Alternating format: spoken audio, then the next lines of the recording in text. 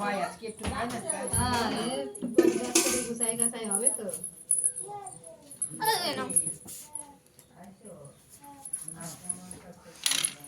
আরে এরপরে রাখো কেন রাখো নে খাও নিয়ে আয় 2 টাকা ধরতে চাইছো আমার মেয়েরে তুমি 2 লাখ টাকা বেটা তুই কয় টাকা দেবো 500 টাকা ওই 500 টাকা না হলে কাঁচা টাকা এইগুলো তো কি আয় দুই দাদু বইছে বসো বা তুমিও বসো পাশে বসো তুমি বসো এমনি করে বসো বসো কি হয়েছে পা দুগাইছে ভাতের থালার মধ্যে লুই বলে আর কি হয়েছে এ দিদি আয় এখানে চেয়ারটা সব একটু মা ওই যে ডাক দাও এই যে সোনু চত্তু পাখি